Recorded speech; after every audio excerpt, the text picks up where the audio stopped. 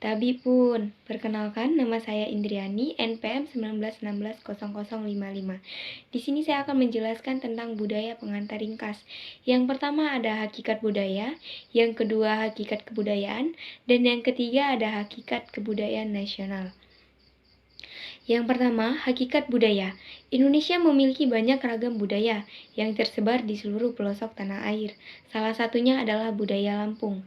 Di dalam Kamus Besar Bahasa Indonesia disebutkan bahwa budaya adalah pikiran, akal budi, adat istiadat.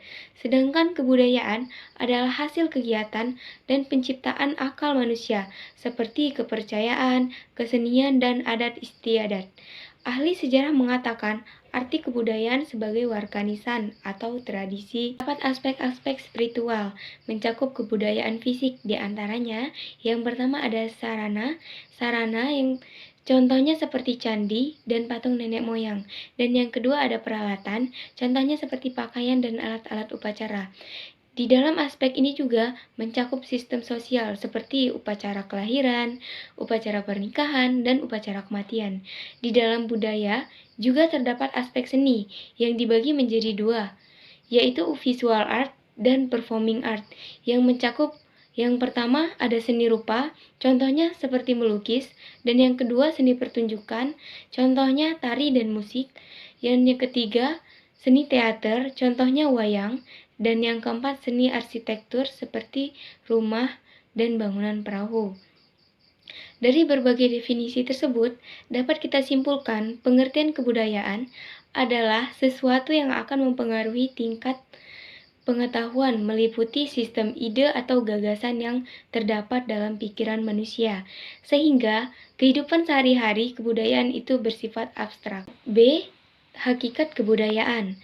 Setiap kebudayaan yang hidup dalam suatu masyarakat yang dapat berwujud sebagai komunitas desa, komunitas kota, dan sebagai kelompok kekerabatan yang bisa menampilkan suatu corak khas yang terutama terlihat dari orang luar, bukan warga yang bersangkutan.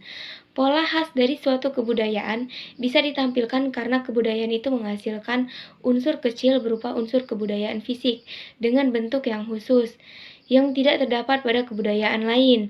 Nah, adapun pola ekonomi kebudayaan daerah seperti yang pertama ada kebudayaan pemburu dan peramu, dan yang kedua ada kebudayaan peternak, yang ketiga ada kebudayaan peladang, yang keempat ada kebudayaan nelayan, dan yang kelima ada kebudayaan pedesaan. Sistem kekerabatan dalam masyarakat, suku-suku bangsa Indonesia memakai sistem kekerabatan bilateral, yaitu sistem kekerabatan yang mendasarkan garis keturunan dari ayah dan garis keturunan dari ibu secara berimbang.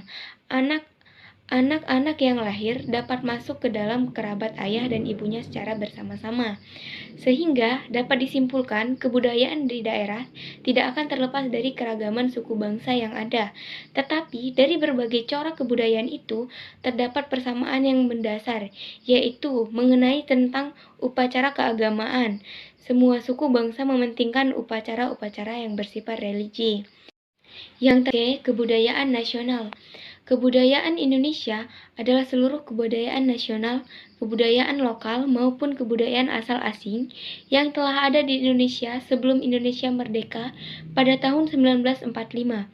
Kebudayaan-kebudayaan lama dan asli yang terdapat pada puncak-puncak di daerah seluruh Indonesia, sedangkan kebudayaan nasional adalah kebudayaan bangsa yang sudah berada pada posisi yang memiliki makna bagi seluruh bangsa Indonesia, yaitu golongan melanosoid. Golongan penduduk ini bermukim di Papua, di Kei, dan di Aru. Mereka mempunyai ciri fisik yang pertama ada rambut keriting, bibir tebal, dan berkulit hitam. Dan yang kedua, golongan orang Mongoloid itu berdiam di sebagian besar kepulauan Indonesia yang berciri fisik yang pertama rambut ikal dan lurus, muka agak bulat, dan kulit putih hingga sawo matang.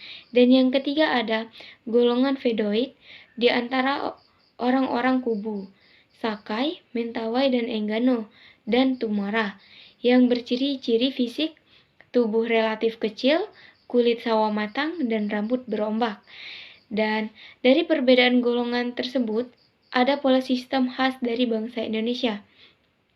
Kebudayaan nasional dapat dilihat dari pola sistem hidup masyarakatnya, seperti sifat keramah tamahan, kekeluargaan, dan kerakyatan, kemanusiaan, dan gotong royong. Baik, sekian penjelasan dari saya. Apabila ada kesalahan, saya mohon maaf. Saya akhiri. Wabillahi taufiq wal hidayah. Wassalamualaikum warahmatullahi wabarakatuh.